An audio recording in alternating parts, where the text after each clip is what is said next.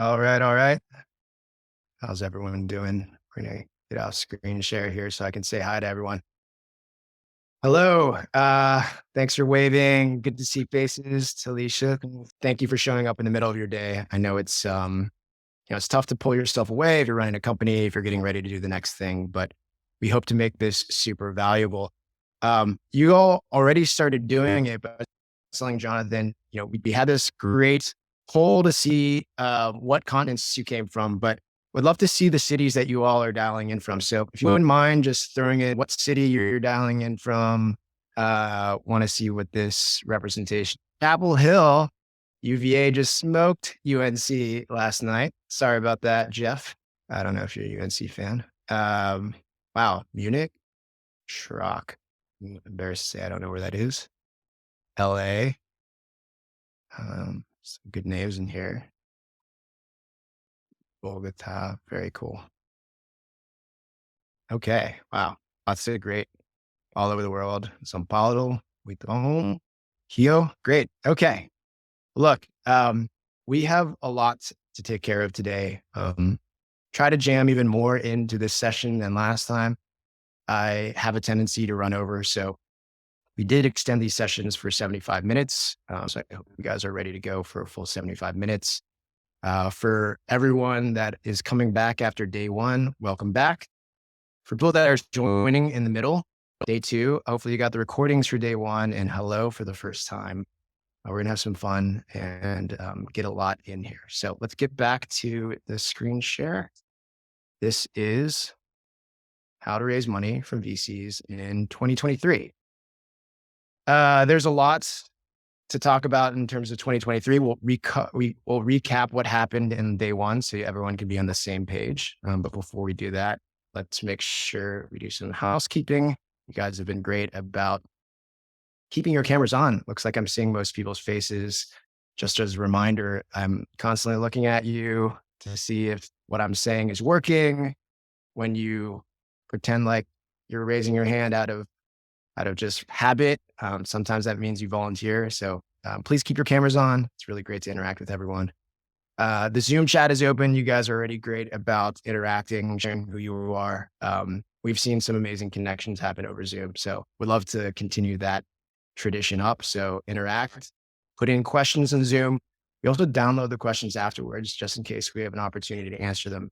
So don't be shy, throw in questions. And Jonathan, my teammate, is tracking all that just in case he needs to stop me. If you see anything, hear anything, read anything from today's session, would love for you to share it on social.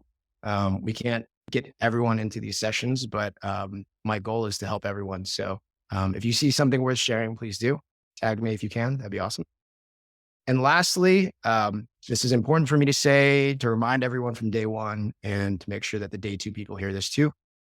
My workshops are always extremely interactive because I know that's the best way to get people to learn. If I ask for volunteers, I'd highly recommend you volunteer. The people that directly work with me are going to get the most out of this workshop. The number two people that will get the most out of these workshops are people that, even if they don't get called on, will simulate in their head what they would have done if they were called on. If you were the one that would work with me directly in front of everyone, what would you have said? That sort of edginess of feeling like you'd have to know how to respond will help make these things stick in your head a little bit better. And if there is a case when no one volunteers, I'm not scared to cold call either. So be on the edge of your seat, be ready to engage whenever possible. Okay. So what's our agenda? I already talked about this a little bit. We'll do a quick recap of what day one was. We'll jump on to our next topic, which is very important. We'll have some exercises thrown in there. And if I do my time management well, we'll again have time for open Q&A. Last time I wanted to share again what the poll results were. We had people from 6 of the 7 continents, maybe someone from Antarctica too. That'd be cool. A lot of people with the United States, but really excited to see everyone join. I know some people are up in the middle of the night. Some people are up super early. But I do appreciate all your time and attention here. This is an important topic. I'd like to do another poll though. This is a poll to see what the different levels of experience around fundraising are. I could ask people, how much money have you raised in the past? But I'd rather position the question this way, which is, how many no's have you gotten in your fundraising experience? How many rejections? How many passes? How many ghosts? Jonathan, if you could put up the poll, we're going to see where people come in at. And let's see. Last time I couldn't see when the poll was going on. So can you just give me a thumbs up if you're seeing the poll? Okay, good. I can't see the poll. While this is going on, I'll let you know that I got over 50 passes in my last fundraise, which ended up being a very successful fundraise. 50 is low too, because I was an ex VC. I could get to anyone. And I ran the process, as you might imagine, perfectly, like as well as you could. And I still got 50 passes. So that's one thing to share. Fortunately, I don't see the results. Jonathan, can you come off mute and tell me what's going on? Yeah, I think I just texted it to you as well, but quite a few people got over 50 no's. 56 people have over 50. 33 people have 21 to 50 no's. Alex, thanks for putting that in the chat as well. Can I get a few hands raised for people that have gotten over 20 rejections? Any hands raised? Digital. Ooh, there we go. Tarek has gotten a lot because he was quick on the draw. Tarek, can you come off mute? I just wanted to chat with you for one quick sec. You're muted, or I can't hear you. Oh, sorry about that. Testing 1, 2, 3. My mic was muted, but my Zoom wasn't. Can you hear me now? I can hear you now. Where in the world are you? So I'm in Dallas, Texas. Very cool. I just wanted to hear, so how many no's would you estimate? Not an exact number, but yeah. So at my current startup so far, it's been about 20, but at my previous startup, it was 10 months of no's and about 150 no's before we raised 800,000 in the seed round, or pre-seed round, I guess. Awesome. How do the no's feel? I mean, you have so much practice now. How do no's feel? So honestly, it didn't feel too emotionally bad for me, because the way we always phrased it with investors is, every once in a while it would be like, hey, can you fund us? But 99% of the time is, here's our business plan. We're looking for feedback. And it was just kind of like a friendly chat. And sometimes that would lead somewhere and sometimes it would, but it felt more of like friendly conversation. And so it wasn't too emotionally devastating. The only frustrating part is like after about, as I was getting to the 10 months level, just personally, I was starting to look for some income. So it was definitely getting close. Like one more month and I would have had to probably abandon the project. So that was the only kind of stressful part, but the actual getting no's didn't really impact me too much. Okay. Thank you for sharing. I know that's that's a really interesting story of 100, 150 no's to get to $800,000. I'm glad that was the story that came up, because that is very typical. I would like to point out that my read on this is that, especially with how nice of a guy Tarek seems to be, and kind of his like shy laugh afterwards. It's like, yeah, I had the no's are like fine now. I'll just be honest with you. No's rarely get better, especially if you are as confident in what you're doing as I hope all of you are. I was going through a process and I was like, I'm the man and my company is awesome. Anytime someone passed on me, I was like, ugh, it's like, one, it feels bad. It feels like a punch to the gut. And two, it feels a little bit like an insult. And I just want to put it out there that this is a part of the game. But what you're all doing right now, showing up to things like this, is the best way for you to insulate yourself from the pain of no's, is getting great at this and creating a process that sort of defends against all the negativity that no's bring to you. It's always going to feel bad, but the work you do right now is going to make the no's more manageable and allow you to do what Tarek did his last time around, take on 150 in order to get to the big pot of gold at the end of the sorry no rainbow. So thanks for sharing. Everyone with their hands up, can you put your hands down so that next time we ask for volunteers? Thank you very much. All right. let's get back into it. Super interesting data. Next. This is the 3-part workshop. Some of you are new to the workshop today. Just to let you know, we started by making sure that everyone knew whether or not they were in the right place, why they were in the right place.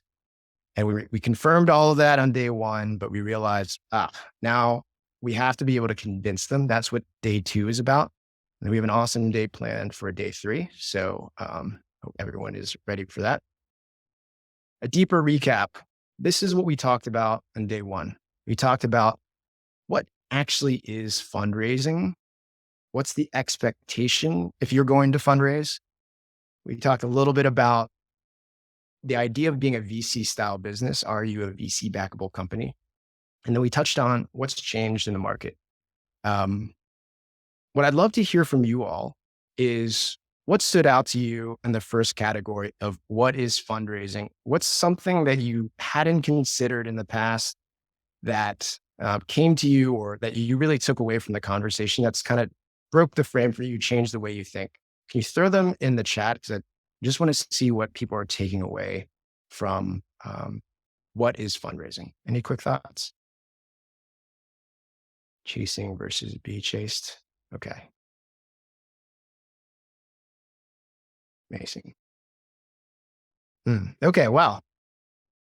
I like that that is the main takeaway. See the first name that came. Keisha.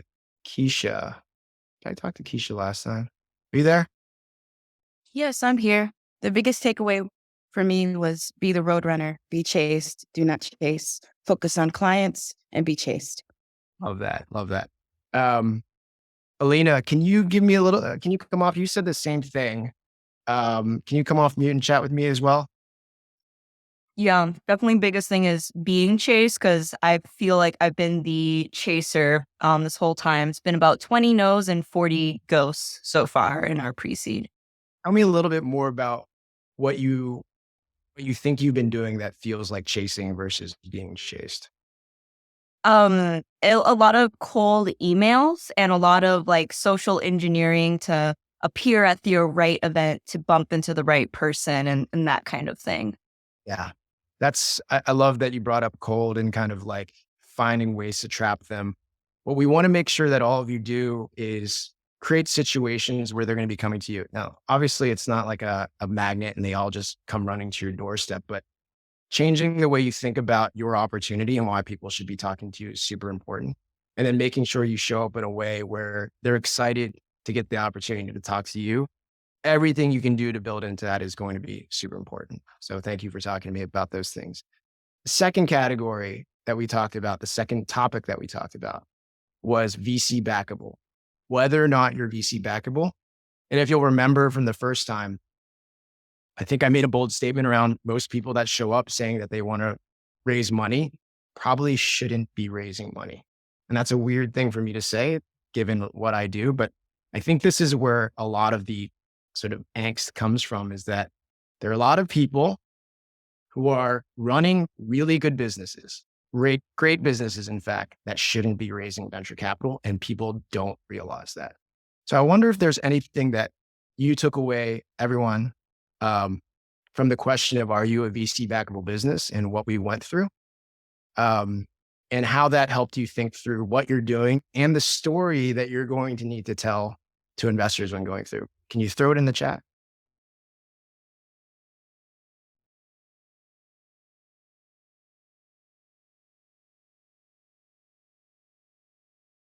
Okay. Selling the dream. Let's see, math. Can you generate 100x return? Chris Christopher Talk, are you there? Hey, yes, I am. Oh, man. You quickly threw in 100x return. Yes. So can you generate 100x return? How did you think about that as it applied to you? I did the mathematics of your little exercise. So, starting with, I feel like I have a clear idea of the valuation I want to generate. And starting from there, if I'm going to raise a seed round using the return expectation of 100 times, revenue multiple for consumer, which I am, is about 5. And then, looking at how much I'm pricing per customer, how many customers do I need to sell? And generally thinking about that as a percentage of the overall market. And for me, that was like, you need to capture around 1%, 1.5% of the overall market in the US. And that seems reasonable. So to me, I feel like my valuation is reasonable as well on that basis. Great. Awesome. Thanks for running through that with me. One, that was a new idea around a way to inject this understanding into founders' heads of like, let's make them run through the math.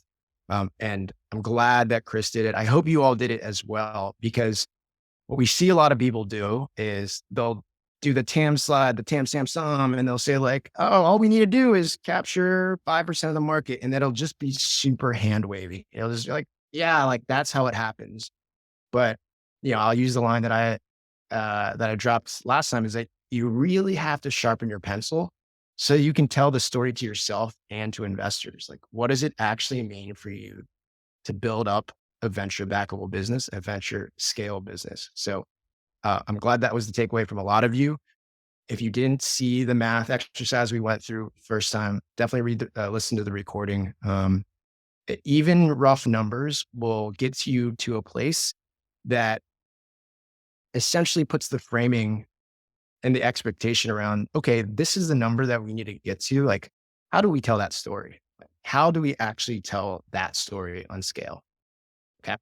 So that was, are you a VC backable business?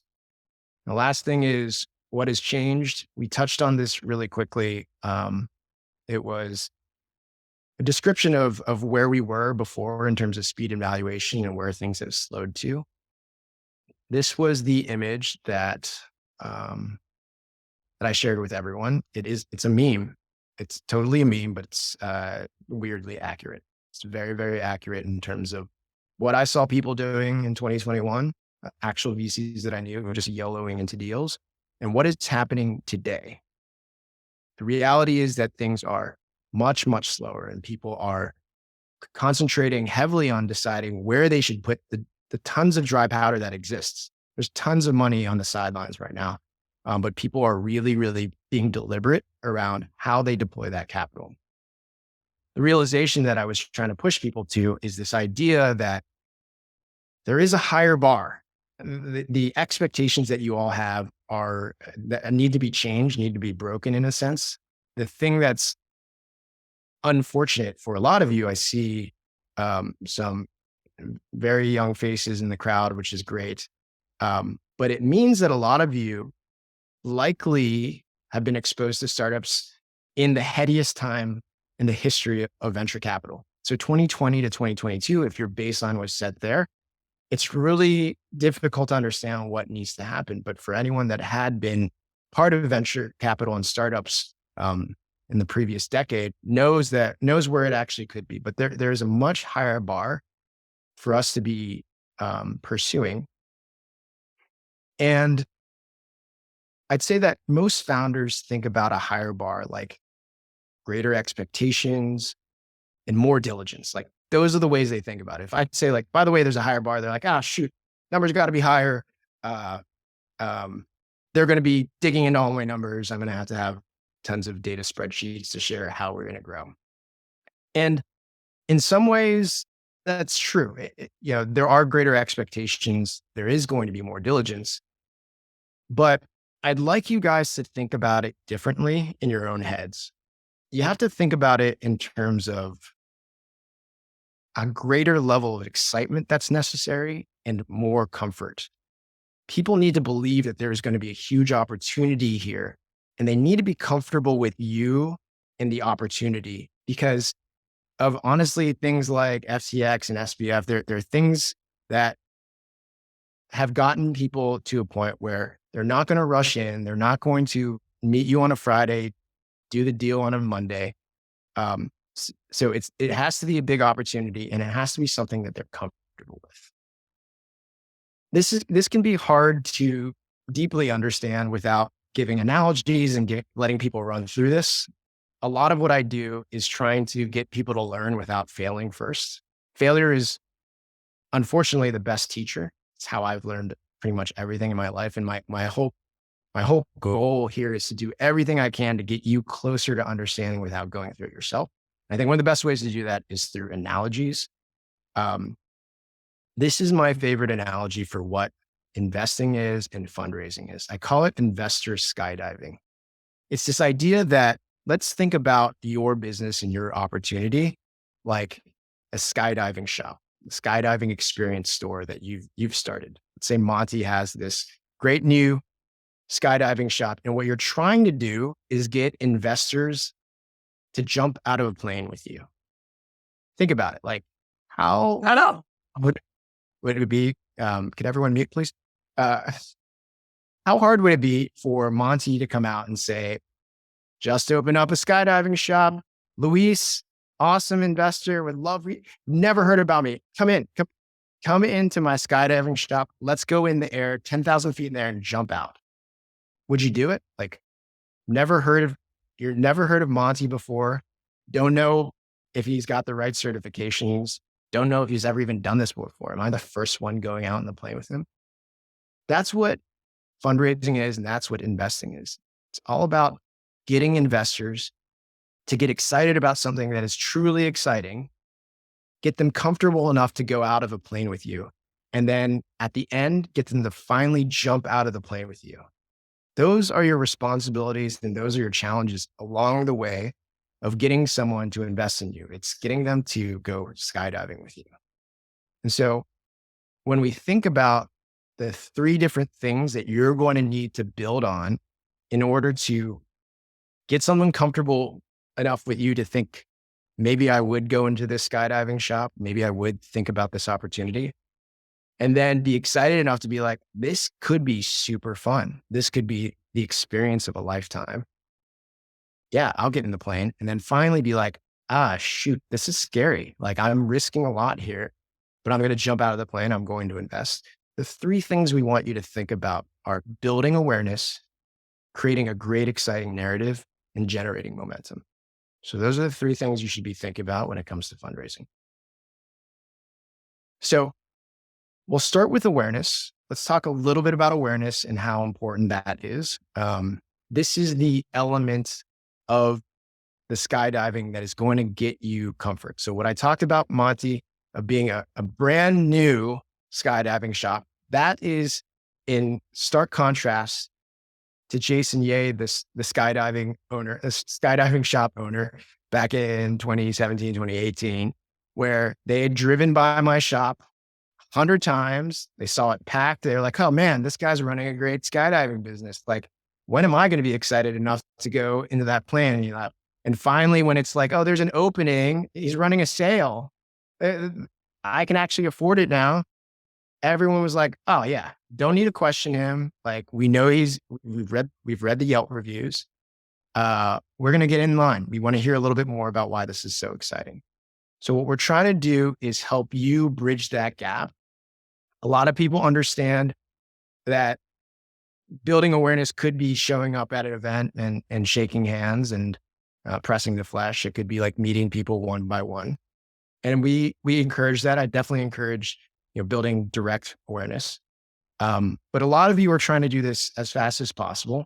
And we want to be able to do this at scale. So what you should be thinking about, along with meeting all the great people in your network and the people that could connect you to investors, speak about you in positive ways during a process.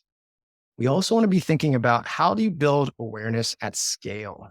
Something that you can do very quickly, something that you can do once and touch a lot of different people. It's all about creating surface area. So instead of giving you the answers right away, let's hear what ideas you have. So I've put some representative images for a few things. But what are some ways that you guys have thought about, if at all, building awareness for yourself or your company at scale? Let's see it in the chat. Okay. Personal branding. Tim Pierce, I'm not going to say yours out loud because that's cheating. Personal branding. So interesting. We want to be a little bit more specific about that. So be more specific, Talisha. Can you share what that means in the chat? Shira, I've seen your pieces in Forbes. So yes, PR is incredible if you're able to get big publications. Crazy great team. Very good. Anyone else? Let's see. Articles, TV features, pitch contests. Great. Reposting. Good. Okay. People were talking about social media. You know, you don't want to sleep on social media. Social media creates, some of you might have access to Forbes like Shira, but everyone has access to a personal media company within social media. Being connected to Jason Day, that could help. Okay. These are all great ideas. And in fact, I would encourage you guys to run through this chat. These are all good ideas. If you'll remember last time, I talked about how important it was for me to have all of my workshops be extremely valuable. They do lead to different programs that I run, but I want to be able to touch people in the lightest way possible so that you go through the workshop, you go through one day of the workshop, and you're like, that was awesome. So much actionable value, and never have to speak to Jason again because I know how it's done. We talked about a jackpot last time. This time let's see. Kudos to Jonathan for putting this together. We thought about the 14 different types of social media posts that all founders should be thinking about and building into their repertoire of how are we going to share this on a consistent basis so that we create surface area on the internet for people to discover us, for people to promote us, for people to diligence us. And if you're not thinking about how you do this today, you're missing out on a huge opportunity. One thing that I tell people all the time about is in different flavors, preparing to fundraise is going to be one of the most valuable things you can do for your company. A lot of times it can feel like you're doing all this work and it's just the song and dance that investors need. But it turns out all the stuff that you do will be super valuable for you, win, lose, or draw. When we think about awareness as a tool to get investors excited about you and just interested in doing your deal, there's another value that comes from that as well. What do you think? Raise your hand if you think you know what one of the first things that you'll have to deploy capital on will be after you raise that multiple $1 million round. Angelina, you didn't think I saw you, but a little flick of the wrist, I saw it. What do you think you're going to be spending money on when you first close that round of capital? Definitely on marketing and also scaling our technology. So we have some proprietary technology, so the scaling on our hardware, and then as well as scaling technology. So scaling our technology, scaling our marketing efforts, as well as we have a presence. What does scaling technology mean? So we have hard. How do you spend money on scaling technology? Oh, so for us, it would be buying more hardware and training more people on it. So we use additive manufacturing for design. And so I pause you right there. Sorry, I was just going to pull something out of you. Training more people on it. You're going to need more people to build your technology, right? More people to actually use it. So we've already built it. We need to train people to actually have more people on it, making it, monitoring it. Awesome. Makes total sense. Spending on marketing. The interesting thing is that if you're building awareness for your company right now, that's a type of marketing. Simon, can you come up mute for a second? Yeah, sure. How are you? Sorry, by the way, where in the world are you? You're an Aussie in New York? I've been here for 12 years. You'll never get rid of me. I love it. Love New York City too much. Okay. What's another thing that you think you'll deploy capital on right after you close money? Ours is primarily sales and marketing. So people. Lead gen specialists and AEs. Amazing. We're B2B SaaS. So we just need more meetings and more people selling and get in front of more potential buyers. Very good. Thanks for coming off me. This is what I was going for. So when you raise money, the thing that you're likely going to be doing is scaling your team. So building out awareness, doing things that create traction and surface area for investors to discover you is also going to be incredibly valuable at attracting new team members and recruits. So spend time on this. This is really important. I think I saw the question come through. When are we going to be, or how do you get this? Similar to the last little prize or value add, we'll send it over in the event wrap up afterwards. So you'll get this thanks to Jonathan. All right. So that's awareness at scale. We'll time check. We're doing okay. All right. So once you've gotten enough Yelp reviews out there so that people aren't completely sketched out about your skydiving outfit, you're going to get people to at least come in the door and check you out. Like, is this going to be an interesting ride? The next thing is really convincing them that this is going to be a worthwhile ride, right? So this is where narrative comes in. Narrative is incredibly important. It is building the thing that you sell. It's building the opportunity in a way that convinces investors that there is something here to spend time on. So narrative exercises and narrative frameworks are an incredibly important component of prepping, because you need different ways to build out your fundraise narrative. We don't have time to go through all of them. There are probably 10 to 15 that I like running people through. I want to do 2 with you though.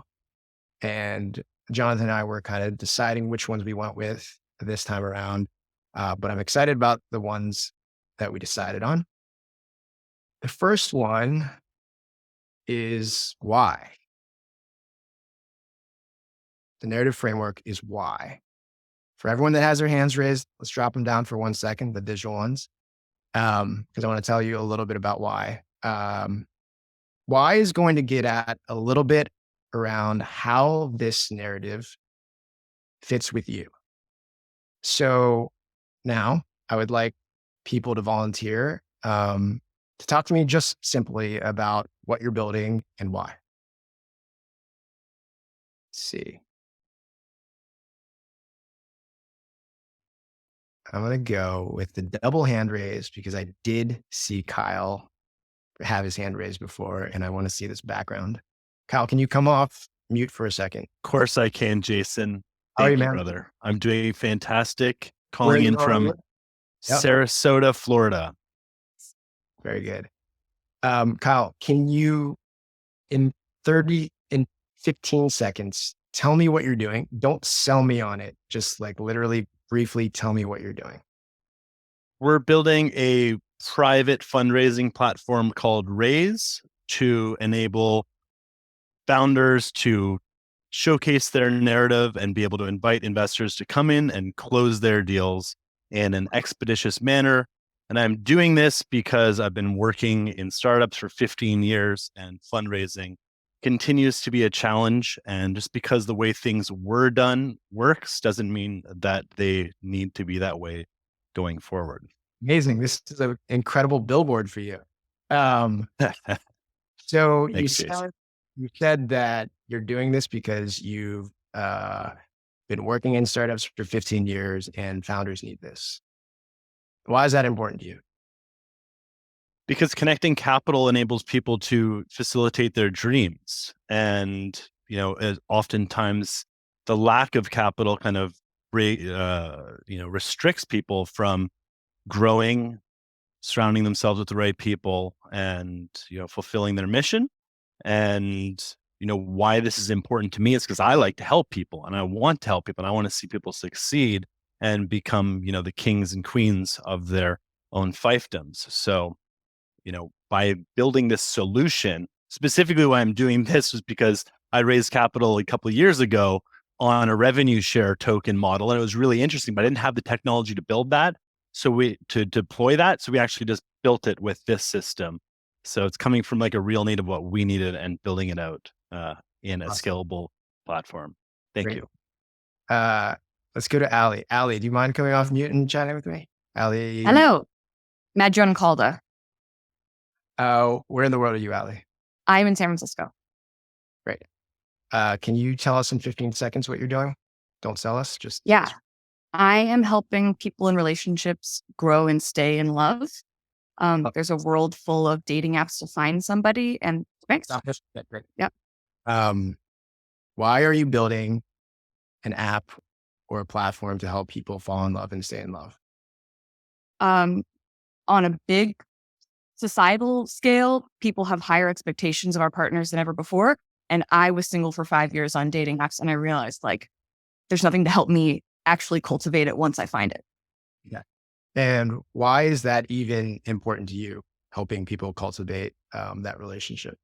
The quality of our lives is and our health is very predicted by the quality of our interpersonal relationships. And your marriage and your romantic relationship is one of the most heavily weighted of those.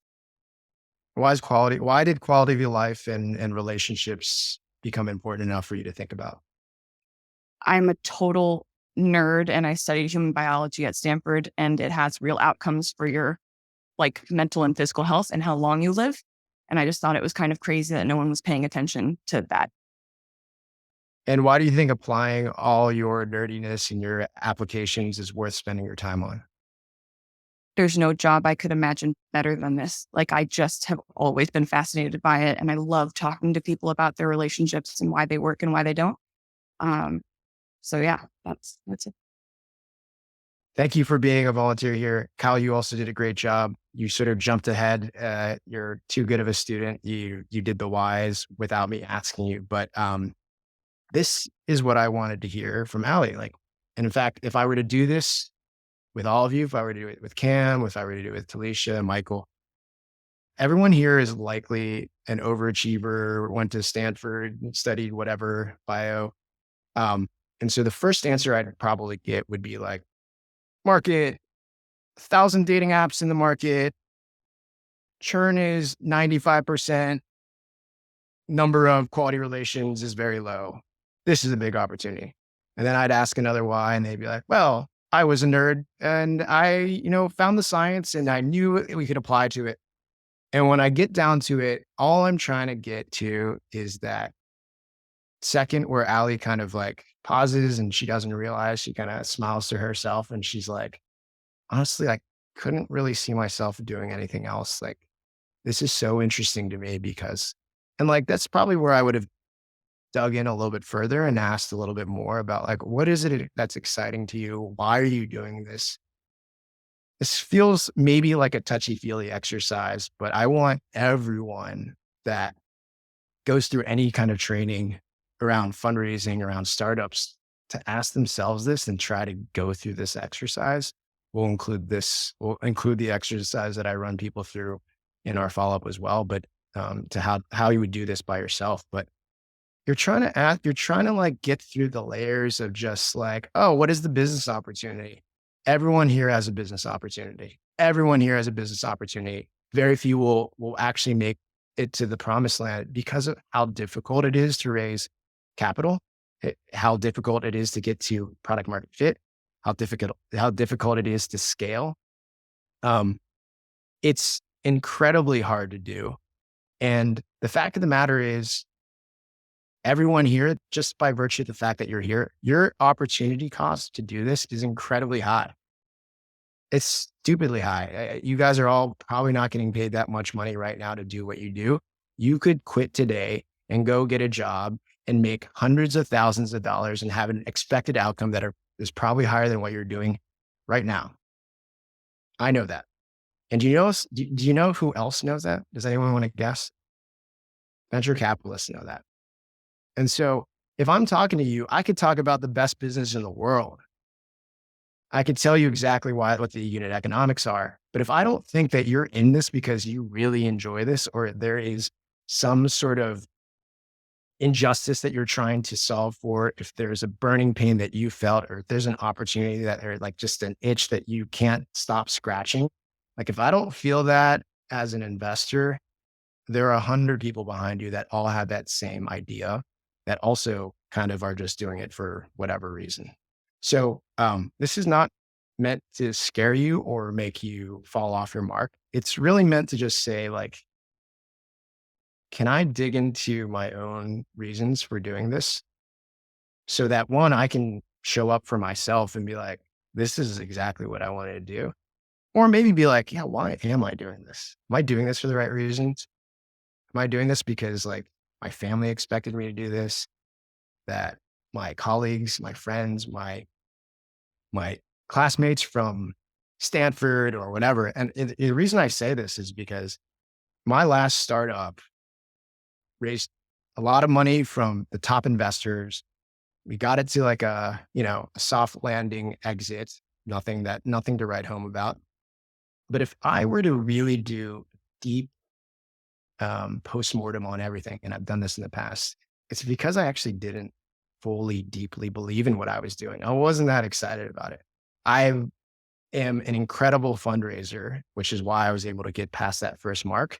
And we didn't get to product market fit, which probably would have, changed the story. But I think a lot of the reason is because I wasn't like deeply committed to doing that company the way I am committed to what I'm doing right now. So I'll get off my soapbox around this, but the why exercise is incredibly important. And I use the word incredibly over and over again because I want everyone to get to that point where they're like, yep, this is what I'm doing. And then know that it should come out in the way you tell your story.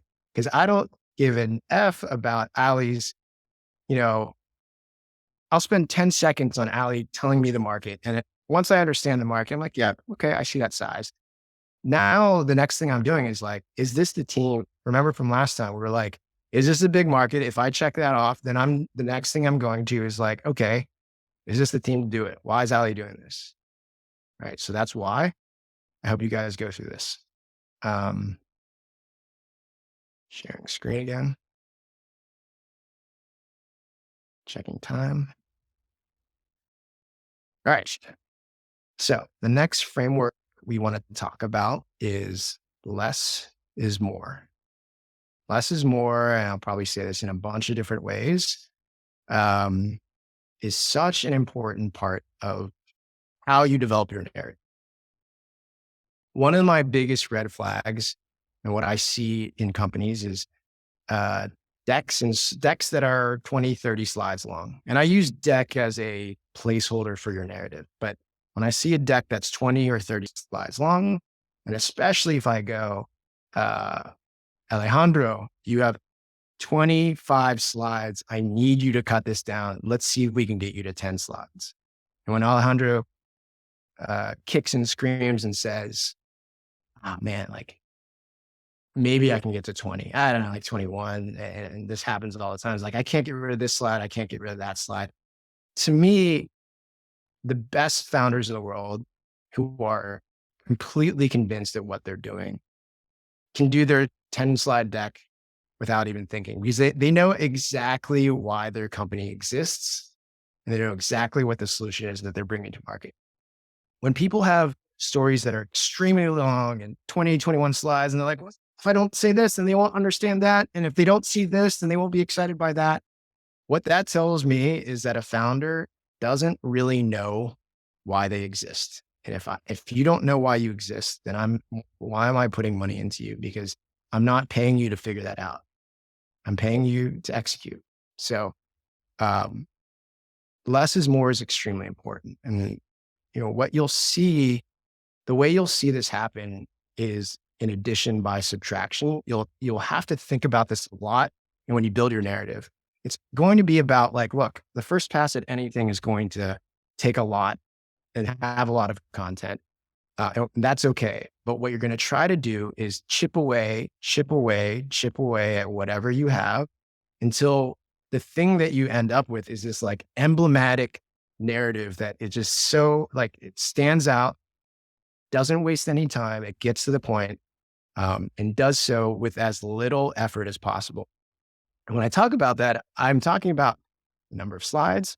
I'm talking about the amount of content per slides. I'm talking about the amount of words you use to describe your business in an elevator pitch. I'm talking about that 15 seconds that I'm like, hey, Namu, tell me about sloth. Like, what is it in 15 seconds? Being able to be just like incredibly honed in on what you do is really important. So addition by subtraction, think about that as you're building out your narratives. Now there's an exercise that I love running people through. It's a style of exercise. We call it a rubber band exercise. I'll come off mute for a second so I can show you. Rubber band exercises are called rubber band exercises because we're pulling you in a direction, we're stretching you in a way such that when you let go, it sort of reconstitutes itself slightly different than it used to be. So it's by design meant to stretch you beyond your limits, meant to feel uncomfortable and not be reality. So the rubber band exercise that I want you to run through that is related to narrative and is related to less is more is to take my usual push around a short slide deck, like a 10 to 12 slide deck, and say, what would you do if I said you only have 6 slides to pitch your company? What would your deck look like? What would a 6 slide deck for Flavio's company look like? And if I asked Aditya, show me the 6 slides that will convince me to spend more time with you, what would that look like? And I'm not actually asking you right now. I appreciate that. What would that look like?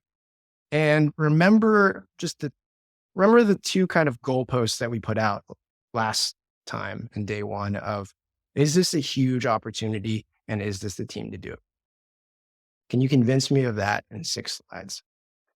What we're going to do, and we won't do this live just because we're running up on time here. What we're going to do is have, for the ones that want to, if you submit your 6 slide deck to us, we're going to run through a few of them on day 3. So you understand how this works. Usually what we do is we'll do 6 slide decks and I'll say, well, here are my open questions. These are the things that I would be worried about. And this is how you would build it out. A 6 slide deck is one of my favorite ways to go from someone that has 30 slides to the right number of slides. And I say like, all right, only give me 5, only give me 6. And once we get to 6, then what we can do is say, okay, I see where you're going with this.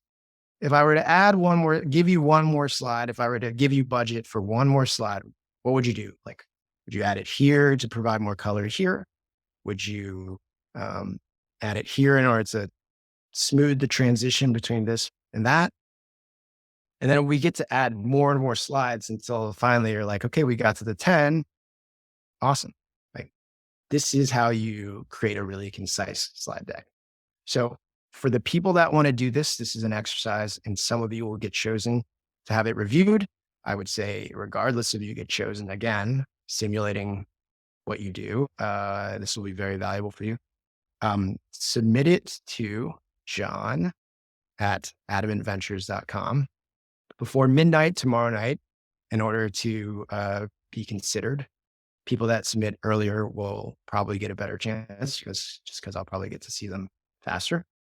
So I'd love for you to do that before Friday. A couple of things. A 6 slide deck does not mean you take all of your content on 20 slides and jam them into 6 slides. That doesn't help anyone. That's not the point. In fact, when I say 6 slide deck, you should think about it more like 6 bullet points. What would your 6 bullet points be? Because, they're different deck creation frameworks. One of them I talk about like slide title narration. Slide title narration is where the title of the slide, if you could only read that, that's kind of what you're thinking about. When you create your 6 slide deck, just do your slide deck with the title. Like what would the 10 to 15 words you put in the title be for each slide? So those are the limitations. You're not jamming more content in these 6 slides. It's like, what are the main concepts that you're trying to sell through? Think about what those 6 things are, and we'll review those on Friday. Okay. And by the way, so if everyone looks in the chat, the last 3 people put like problem, solution, vision, blah, blah, blah, blah. No, don't do that. Like actually, those are just random words that have nothing to do with your company. When you do it, come up with what the actual words are going to be. Like, what is it about, Targum.video that you want to put out there? And by the way, like, I'll just jump back on my soapbox. I really don't enjoy people Googling, what are the top templates for successful decks that Sequoia uses to fund billion-dollar businesses. I think templates for deck building are a bad way to go about things because templating means that everyone's story is the same. And I think people's stories are different. So someone, you know, Shalini might tell her story in one way, and it might include 3 slides on the market sizing because it's that important. It tells different components of the story. But Guy may just not include a market slide because the way he tells his story already shows how big the market is, and he doesn't have to spend time on a Sam slide. So, my recommendation for all of you would be to like try to tell the best story that you can tell, and realize that it doesn't necessarily have to follow any template that you see online. Okay. All right. So that's the section on narrative. We have 5 more minutes before the hour, which I know some of you will be leaving at because, you guys have jobs, I guess, and meetings that show up. But after that, we will go into Q&A. So the last thing that you need to know about is that last component of investor skydiving is going to be momentum. Once you get them comfortable enough to even jump into your or enter your skydiving shop and be like, what's this all about? And if you have the narrative that is exciting enough to be like, okay, yeah, this seems like it would be really fun. Let's go up in the air. Once you're in the air, you're looking down 10,000 feet and you're like, wow, I'm about to write a $2 million check into Parker's company. Ugh, I might lose $2 million on this. I don't know if I want to do this.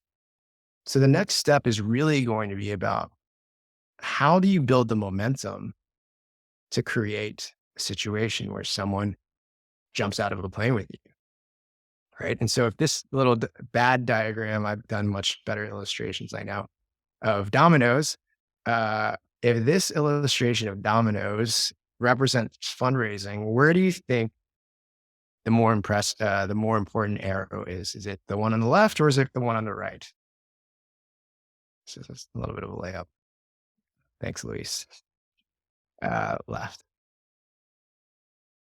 It really is all about how do we create a situation where we've built momentum and opportunity to push over the dominoes of fundraising and push someone out of a plane with you. The question is going to be, okay, now that you understand, yeah, momentum, getting people into it is like, that's how we get to the final piece of getting people to jump out.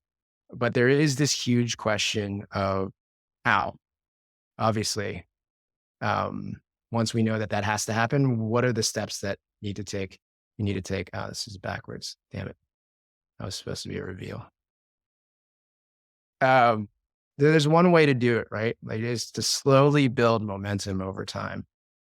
It's this diagram is meant to be like, you start as someone that doesn't know anything about anything, and you start working, you build your reputation, you work alongside people, you have successes, you have failures, and it just builds all this momentum around who you are as a potential founder, and everyone's just geared up and there's all this heat. And it's like, when is Sebastian going to raise money? When is Jamie going to raise money?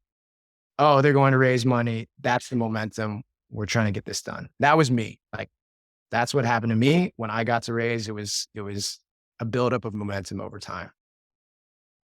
But again, one, that's not necessary. A 10-year buildup of momentum is not necessary in order to do a great fundraise. But you have to be able to be a little bit more proactive and deliberate about how you do things with less time. So now that we know it's all about building momentum, how do we get this done with less time? Trust this guy. Does anyone know what that means?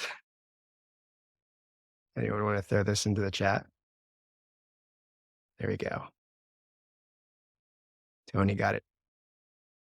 This is Joel Embiid from the Philadelphia 76ers, nicknamed The Process. It's all about process. It's all about creating a process that will help build. It will help build momentum because you're relying on the things happening around you. You're not just hoping that momentum will happen. It's about building process that creates momentum. And so that's where we're going to end up on day 3. We were able to cover, are you in the right place? Answer that for yourself. And once you know if you're in the right place, today what we talked about is, can you convince them? Can you have those 3 elements, or those first 2 elements all together to convince them that it's exciting enough, that they're comfortable enough? And then we know that we need to generate momentum. And the answer is going to be how we create the process. So can you trust the process? That's day 3 content. And boom, right on time. It's at the hour. So if you guys have to leave, I totally understand. I'll only be slightly insulted. Just kidding. I understand. It's the hour. I would love for you to follow me on social media. I would love for you to listen to my podcast, which I think does a really good job of humanizing the process, as well as our different show. The back channel gives you a little bit more insights into different strategy and tactics. And if you do listen to Funded, I would love for you to rate and review it. That would be a great little thank you for anything that you were able to take away from this. We have 15 minutes if you would like to stick around for questions. Let's see. Does anyone have any questions? I would love to focus a little bit on narrative, telling the story, awareness and stuff. But if you have other questions, that works too. Can you repeat the email? Yes. Jonathan. Yep. John@adaminventures.com. Thanks, Alejandra. Does anyone have any questions? I'm happy to come off. There we go. Okay. First hand raise is Monty. Monty, how are you, man? Hey, I'm good. How about yourself? Good. Where in the world are you? I'm in Calgary, Alberta, Canada right now, but I go back and forth between Los Angeles and Calgary. Very cool. What's your question? Yeah. So just wondering about the slides. Would you like those to be a standalone deck, or do you want it in the format of a live presentation deck? Good question. So I probably should have been more clear about this. And in fact, this will make it easier. You can do it in 6 bullet points. Okay. So no design, no nothing, just 6 bullet points. Okay. Just ideas. Okay. Yeah. Appreciate it. Thanks. Let's see. Nikhil. Hey, Jason. My question actually is not on narrative, but I think applies hopefully to everyone. How do you think about size and also valuation? So, investors will ask you valuation. To me, I always think that's an odd question because the market decides, but almost as an expectation that you should give them something to hang their hat on. I'm just curious about how you think about that question in particular. It's a good question. Definitely not related to what we're talking about, but a very valuable one. So I'm happy to answer it. Here's my approach to that. Almost always, the right answer is, look, the market will decide. Like, we're open to do what the market feels is fair. But this is when you come in with your anchor. And usually what I do is I would have my founders anchor with a range. So you're going to want to do this research ahead of time, right? You're going to want to think about everything's got to come in. The range has to come in a way that's logically grounded. You're obviously trying to put a number out there that sort of pulls them in the direction you want them to go into. But you also need to be able to say, like, I talked to my friend Varin. He just raised around in a very similar space, and I know, he raised at about $20 million. I also know we're in a different market. So look, I've had people say that it should be somewhere around 16. Again, we are open to doing where the market wants us to be. We've had interest all along that spectrum. That's how I would answer the question. Okay. Cool. Yeah, I was thinking about it because we shared the materials at the end of last year. Yep. Awesome. And yeah, like, look, the math that I have you guys walk through is much more around like, can you get to that big number, right? Like, so you don't necessarily have to think about that at every sort of funding round as you're doing the valuation exercise. It's helpful, but that exercise is just meant to make sure that you know how you grow into a really, really big opportunity. Okay. Ren, Hey, Jason. Good to see you again. you're in LA. Yeah, in LA, just down the street from you, probably. Yep. Uh, What's up? So second time going around for this fundraising, new company, this time with a co-founder that's basically 50-50. It's very much like we're intertwined. How much of a narrative should be, me versus us? And the assumption here is I'm CEO, he's CTO, and I'll be doing most of the pitching. So without knowing all the details, hard to say. I'll give a few broad stroke answers that might be helpful for everyone. I think the CEO is the main fundraiser. Full stop. Like, that person should be taking all the first meetings on their own. The CTO can come in at later dates when they want to, meet the technical half of the team. But they just don't need to be there for the first part. So a lot of that means that a lot of the story will likely come from the CEO. It depends though. I don't know what your relationship is with your CTO. I don't know if you've worked together 10 times or if you met him on Craigslist, right? So like, it really depends on how intertwined you two actually are. I think the easiest framework to give for anyone is like, look, we're not trying to trick anyone here. We're not. We're trying to be honest about why you're an awesome opportunity and why you're an awesome team. If the CTO is a big part of that, then he's a big part of it. If he just happens to be a super technical person that you were able to recruit, then that's going to be part of the story too. That's how I think about it. Cool. Thanks. Yep. Felicia, Yeah, hi. where are you calling from? I'm in Atlanta. Wait, what's up? What's your question? Yeah. So my question is like, so we talked about the narrative and like using the narrative to convince the investor. And my question is kind of left field a little. If you know your why, you have a strong why, like how do you convince yourself that it's actually worth working on? Like I know that what I'm doing, I would not want to do anything else, but I'm in a very, very competitive market that is going to all types of crap right now. And there's going to be opportunity for the people who don't really have a why to just build stuff and make a quick butt. Mhm. But that means that it's going to be harder for my company to fundraise. Yeah. So again, these are fun to answer when I don't know the details behind it, but I do have some feedback for you. This goes back to some of the things that I said on day one.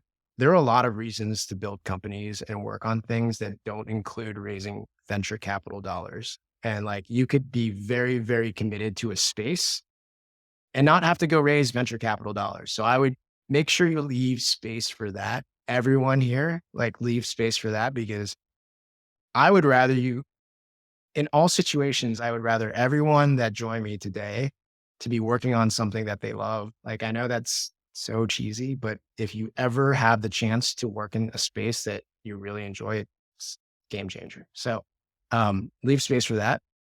Second thing I would say is, I think anything worth doing is going to be hard.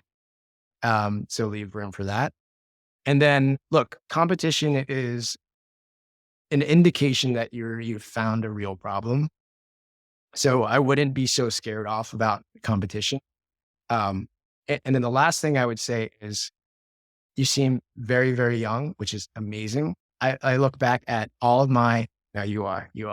I look back on all of my experiences, especially the failures, and I'm like, I don't regret any of them. I just wish they had happened sooner. Like, so I'm not even saying like, I'm not saying, by the way, you're going to fail. I'm saying win, lose, or draw. If you go after this and you go after this in the right way, it's going to be an awesome experience, and you're going to be better win, lose, or draw the next time, or whatever you do. If you win, obviously you do it the next time, it'll be awesome. If it's an okay outcome, you're going to be awesome. If you fail spectacularly, it's going to be awesome. So you don't really have a ton of, in my opinion, risk in that you're making a bad decision by doing this. Obviously, everyone has personal factors, responsibilities that they need to figure out. But in terms of the experience, as long as you go through it the right way, I think it's one of the best things you could do. Cool. Thanks. You're welcome. Luke, how are you, man? Good, mate. Good. Thanks so much for an awesome session, Jason. My question is, You're in the States or South? I'm in the States. I'm in New York as well. That was my like joke for Aussies. Whenever I pretend I think they're from South Africa, they get annoyed. So They do. please tell me, what's your question? So my question is, I think you touched on it, but I'd love to go in a bit more detail around. It's really refreshing to hear your take on the narrative and sort of saying the narrative how you think is telling the best story from you as a founder. But a lot of the pushback on that is investors see 1,000 decks a year and they just want that standard like problem, solution, market size, competition, blah, blah, blah. So I just want you to touch on that a bit more as like, are they right? Are you right? Or like, should we be doing something in between, or yeah? In every situation, I'm always right. So no, I think we're both right in that. Like, here's how you should think about it. When I go through like a whole deck creation process, people think that there are 10, 12 slides. I don't think about it in terms of what slides need to exist. I think about it in terms of what concepts need to be represented. And when you think about a problem or a solution, the obvious thing would that be that there is a problem slide, there's a solution slide, there's a team slide, there's a market size slide. But it's not necessarily the case that the problem is represented by one slide. It could be multiple slides for the right story, and it could be embedded into the team slide for another story, right? Like you talk about your personal situation and the problem that you were going after. You might not need to have a separate team slide, is what I'm saying. So like there are really important concepts that you need to cover. But I don't believe it needs to be problem, solution, whatever. And it's completely false that VCs want to see it problem, solution, whatever. They want to be sold a story. They want a story. They don't like a problem, solution, whatever with no story just means that you're making me tell the story for myself. And maybe the way that the problem, solution, team, market size, why now, whatever, maybe that's somehow like construction awesome story, but like why rely on that? I would rather you guys put together a narrative and a deck that tells the story that you want to tell. Well, can I ask one more quick question that I think a lot of other founders will want to know? So the ideal 6 slides, I'm taking that is sort of like the email that you want. Like this is, if they weren't speaking to you, here are the 6 slides that is going to tell the best story possible about that company. But if you're in the actual pitch and you practice that a lot, is it like in my mind, it's okay to have 20 slides if you're moving through certain slides at different pace and you're keeping it to that 5-10 minute mark. What are your thoughts on that? Okay, for this exercise, suspend all disbelief, and the reality that you live in for this deck is that you're not allowed to use any more than 6 slides. Like, don't overthink this, right? I want you to go as simple as possible and, it's a forcing function to go as simple as possible and be like, force yourself to cut away things that you're like, oh shit, I don't want to cut this away. But Jason said that I'm only allowed 6 slides. Hopefully that makes more sense. Yeah, exercise aside, though, like I'm just talking in general. There's, It's I mean, the like, ideal. it's not a real deck. Like I don't. It's a building block. It's a starting point to then get to your real deck. Then Let me ask it a different way. Is there two decks in your mind that you should one that you're emailing to investors and another that you're presenting? let's see. There are a lot of schools of thought around this. I only have one deck. I only have one deck and a variation of the deck. I'll have my really concise deck, and I'll have an appendix. And sometimes I will only send the deck without the appendix. And then after I've talked to someone, I'll send the deck with the appendix. Other people have different approaches to this. They have their teaser deck, they have their longer deck, they have their diligence deck. I want to build the best possible deck that's concise. So it's already concise. What's your point of going from 10 slides to a 6-slide teaser? I just want my deck to be dope at 10 slides. That's what I want to do. Of Thanks, mate. course. Jumping around to people I haven't talked to yet. Nico, how are you, man? Hey, very good. How are you? Thanks Good. for the time. Of course. Wow, your accent is really throwing me off. Where are you from? I am from Chile. I am in a surf town back south in Punta de Lobos. Love it. Man, that makes me jealous. Okay, tell me what your question is. So, thinking about, I'm a third-time founder, 2 exits, and what I learned through practice is the low-hanging fruit will be to have a professional design for the deck, because you're receiving so many decks that it's considering worth investing on a very professional design on a brand strategy. It looks different, way different. How you can tell a very proper story, a compelling story, and be a very crappy designer as me. So, how your thoughts on that? Yeah. Okay, so I have a lot of thoughts on decks and deck designs. This will be our last question because we're running over time. Couple things.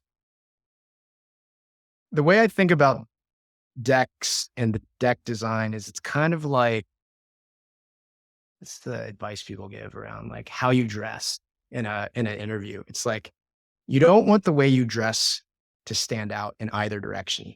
You don't want to show up looking like a complete slob. Otherwise people are going to be like, what's going on here? And you don't want to show up necessarily in a 3-piece suit, like in a tuxedo where people are like, boy, this is weird.